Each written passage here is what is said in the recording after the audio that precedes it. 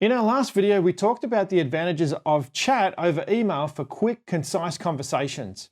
But if your team strongly favors chat over email, well, you've already found that just like your email inbox, your chats can quickly become a pit of unproductivity. That's because chat is a continuous stream that cannot be broken down or filed into different topics.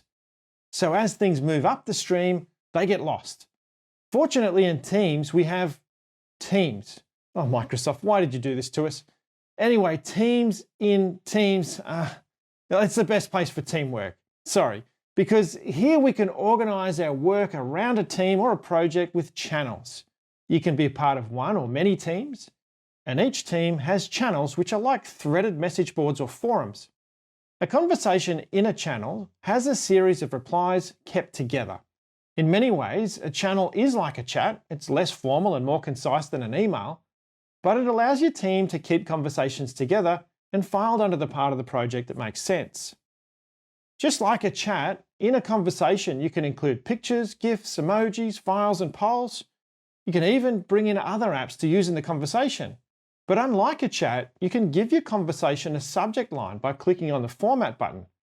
Giving a conversation a subject line helps it to stand out clearly on the channel. All members of the team can see the conversation, but if you want to grab someone's attention, you can @mention them. @mentioning them sends a notification that draws their attention to the specific conversation. It's a good idea to be specific with your @mentions. Call out only the team members that need to be involved. You can @mention the team or a subset of the team with tags. But it's wise to do this judiciously because notifications equal interruptions. So walk the fine balance between letting people get work done and giving them work to do. Channels in Teams can be extended to include files and digital assets that the team is working on. In fact, there are so many options for bringing services into your channels that Teams can quickly become the place to go for everything that you need to get work done. For example, in each of our teams, we include a planner and a whiteboard. These important tools will exist through the life cycle of the team.